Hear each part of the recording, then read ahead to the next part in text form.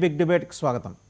July 1న సుపరిపాలనకి సంబంధించి ప్రజల దగ్గరికి ఎలా వెళ్ళాలని కేబినెట్ చాలా తీవ్రంగా తీక్షణంగా చర్చించింది నిన్న. సో ఏడాది పాటు జరిగిన సుపరిపాలనలో జరిగిన అరెస్టులు, అలాగే పెట్టిన సోషల్ మీడియా కేసులు, వీటన్నిటి మీద కూడా మాట్లాడతారు.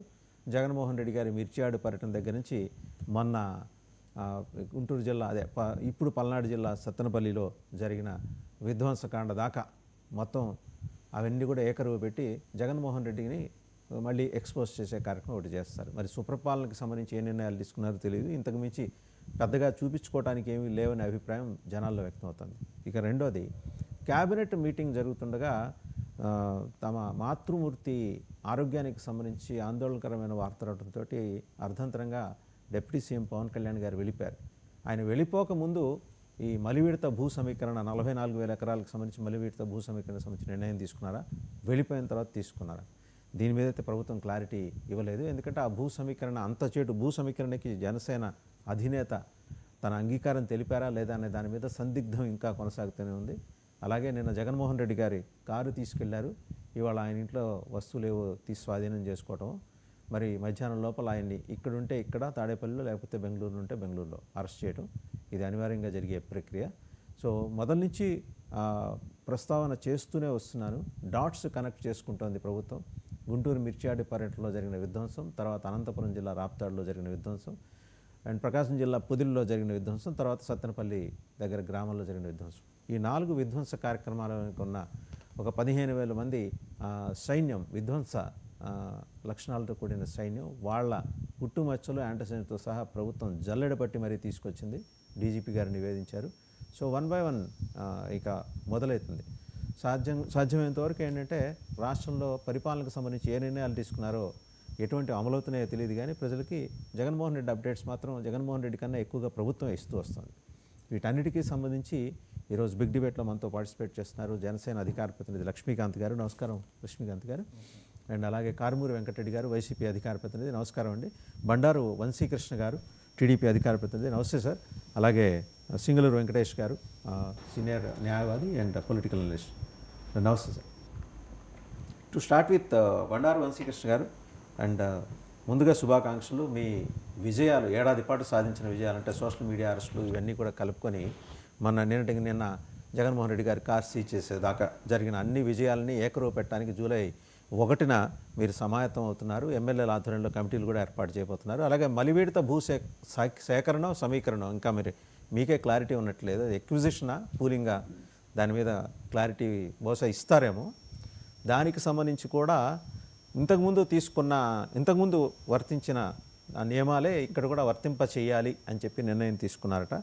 అక్కడేమో మంత్రి నారాయణ గారు చెప్పినట్టు 19 గ్రామాల ప్రజలు, 20 గ్రామాల ప్రజలు వివిళ్ళు ఊరుతూ వాళ్ళ డాక్యుమెంట్లు తీసుకుని మరీ వచ్చి ప్రభుత్వానికి అందజేస్తున్నట్టు సమాచారం. సో ఇంతకీ పవన్ కళ్యాణ్ గారు ఎందుకు సార్ అంత అర్ధాంతరంగా వెళ్ళిపోయారు?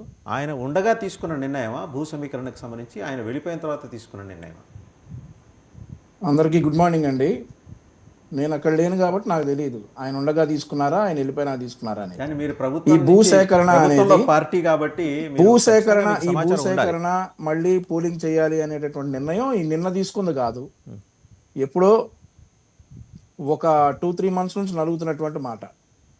సో పవన్ కళ్యాణ్ గారు ఉండగా తీసుకున్నారా, లేదు తర్వాత వెళ్ళిపోయినా తీసుకున్నారా అనేది మాత్రం నాకు క్లారిటీ లేదు, బికాస్ ఐఎమ్ నాట్ దేర్. మీరు ఉండే అవకాశం లేదు, క్యాబినెట్ లో మీరు ఉండరు కదా. అవును సార్, పార్టీ నుంచి మీకు సమాచారం ఉందా అని అడుగుతున్నాను. అది ఎలా ఇస్తారు సార్ సమాచారం? ఎందుకు ఇవ్వకూడదు? క్యాబినెట్ ప్రజలకు సంబంధించింది, ప్రజలకు సంబంధించి మీరు వ్యక్తిగతంగా తీసుకునే నిర్ణయాలు, మీ పర్సనల్ లెవెల్లో జరిగే నిర్ణయాలు కావు. 44,000 ఎకరాలు 100 గజాలు కాదు అక్కడ. 44,000 ఎకరాలు 100 గజాలు 200 గజాలు కాదు. అవును సార్, పవన్ కళ్యాణ్ గారు ఉండగా తీసుకున్నావా, పవన్ కళ్యాణ్ గారు వెళ్ళిపోయినా తీసుకున్నావా అనే నిర్ణయాలు చెప్పరు. నిర్ణయాలు తీసుకున్నారు, క్యాబినెట్ నిర్ణయాలు ఏవైతే తీసుకున్నారో ఈ రోజు అన్ని పారదర్శకతతో కూడుకున్న ప్రభుత్వం కదా సార్, చెబుతారు కదా సాధారణంగా. అవును సార్, ఇప్పుడు పవన్ కళ్యాణ్ గారు ఉండగా తీసుకున్నారా లేకుండా తీసుకున్నారా అనేది విలేకరులు అడగాలి. మరి నిన్న మీ విలేకరులు అడగాల్సింది, 99 టీవీ కూడా అక్కడే ఉంటది కాబట్టి అడగాల్సింది సార్. పవన్ కళ్యాణ్ గారు ఉండగా తీసుకున్నారా, పవన్ కళ్యాణ్ గారు వెళ్ళిపోయినా తప్పనిసరిగా మీ సూచన పరిగణలో తీసుకొని ఈసారి జరిగినప్పుడు ఆ ప్రశ్న వేస్తాం. బట్ ప్రభుత్వంలో మీరున్నారు కాబట్టి ముందు మీరు సమాధానం చెప్పండి. ప్రభుత్వంలో ఉన్నాం సార్, క్యాబినెట్ లో లేము మేము. మీరు నన్ను అడిగితే ఎలా సార్? మీరు అదే అక్కడే మీకు ఉన్నారు సమాచారం కాబట్టి, ఉంటుంది నిన్న కదా, మీ విలేకరు క్యాబినెట్ లో అక్కడే తీసుకున్న ఉన్నారు నిర్ణయాలకు కాబట్టి, సంబంధించి నిన్న ఏం మీ జరిగినాయి విలేకరు inputs మీ అక్కడే దగ్గర ఉన్నారు ఉంటాయి కదా. కాబట్టి మీరు అక్కడ అడగాల్సి మీకు ఇన్పుట్స్ ఉంటాయా లేదా? మీకు Inputs కావాల్సిన definitely ఇన్పుట్స్ ఉంటాయి అయితే మీరు సార్. షేర్ Cabinet చేస్తున్నారు కదా నిర్ణయాలు ఏంటో వంశీకృష్ణ ఉంటాయి. గారు. పవన్ కళ్యాణ్ గారు లేకపోతే నాదెండ్ల మనోహర్ గారు ఉంటారు, ఆ తర్వాత ఇంకా ఈ దుర్గేష్ గారు ఉంటారు, వాళ్ళు ఉండుంటారు. ఓకే. సో భాగస్వామ్య సో వాళ్ళ పక్షాల తర్వాత వాళ్ళ నాయకులు భాగస్వామ్య ఒకవేళ పక్షాల ఒకవేళ కొంచెం మీ వాయిస్ లేకపోతే బిగ్గరగా వాళ్ళు కావాలండి. ఆయన మీ తర్వాత వాయిస్ brief వినిపించలే సార్, Just a minute, కొంచెం ఒక్క నిమిషం అండి. మీ వాయిస్ వినిపించలేదు, క్లారిటీ ఉండలేదు. యా ఇప్పుడు ఓకే. ఇప్పుడు ఓకేనండి, ఇప్పుడు ఓకేనండి. యా పవన్ కళ్యాణ్ గారు ఉండగానా ఆయన లేకుండా తీసుకున్నారా అనేది నేను అదే చెప్తా ఉన్నా. మీ 99 టీవీ విలేకరు నేను అక్కడే ఉండుంటారు, ఆయన క్వశ్చన్ చేయాల్సింది. మేము ప్రభుత్వంలో ఉన్నాం కానీ కేబినెట్ లో లేము. పవన్ కళ్యాణ్ గారు ఉండగా తీసుకున్నారా, ఆయన సో లేకుండా బండారు తీసుకున్నారా వంశీకృష్ణ నాకైతే గారికి అయితే information సమాచారం లేదు. లేదు. బండారు వంశీకృష్ణ గారికి సమాచారం లేదు. అవును, నాకు సమాచారం నాకే కాదు, ఎవరికి ఉండదు. ఎందుకు ఉండదు? కేబినెట్ మీటింగ్ లో ఉన్న వాళ్ళకే క్యాబినెట్ ఉంటుంది. మీరు డెసిషన్స్ వాళ్ళని అడగాలి. తీసుకున్నప్పుడు మంత్రులు ఉంటారు, కొంచెం శాంతంగాను సహనంగాను వినండి. మంత్రులు ఉంటారు, వాళ్ళు బయటకు వచ్చి చెప్పినప్పుడు మీ పార్టీ వాళ్ళకి కూడా సమాచారం. ఇదేం పాజిటివ్ అంశమే కదా, ఇందులో మీరు బాధపడాల్సింది, వేదన చెందాల్సిన అంశాలు ఖచ్చితంగా పాజిటివ్ అంశమే, కాదనడం లేదు. అలాంటప్పుడు ఇలా పవన్ కళ్యాణ్ గారి సమక్షంలో జరిగిందా జరగలేదా వాసుదేవన్ గారు అనేది అడుగుతారండి. మీరు అడిగితే కోపం పవన్ వస్తే కళ్యాణ్ ఎట్లా? గారు ఉండగా జరిగిందా లేక అది కాదండి, మీకు అడిగితే కోపం వస్తే ఎట్లా నాకు అర్థం కాదు. ఏమి అడగకూడదు, మా ప్రభుత్వం ఈ నిర్ణయం తీసుకుంది మీరు వినండి అంటే వినాలని చేతులు కట్టుకొని అంతేనా? అడగకూడదా? సార్ క్వశ్చన్ చేయాల్సింది మీ విలేకరు అక్కడ. నేను మిమ్మల్ని అడుగుతున్నా, ఆయన మిస్ అయ్యాడు, నేను మిమ్మల్ని అడుగుతున్నా, మీకేంటి అభ్యంతరం చెప్పడానికి? నాకు అభ్యంతరం ఏంటి సార్, నేను అక్కడ ఎలా ఉంటాను? మేము అన్ని చెబుతామా ఏంటంటున్నారు? చెప్పాలి, క్యాబినెట్ లో ఏం తీసుకున్నారో చెప్పాలి. You are accountable to the public. Cabinet లో లేము. You are accountable to the public అండి. You must be equipped with the entire happenings. మీరు ఇక్కడికి వచ్చేప్పుడే అవన్నీ ఇక్కడ లోడ్ చేసుకుని రావాలి. ఇట్లాంటి కీ పాయింట్స్ కూడా తెలుసుకుంటాం సార్. ఇట్లాంటి పవన్ కళ్యాణ్ గారు ఉన్నారా, పవన్ కళ్యాణ్ గారు లేరా, డెఫినెట్ గా ఆయన డిప్యూటీ చీఫ్ మినిస్టర్ అండి.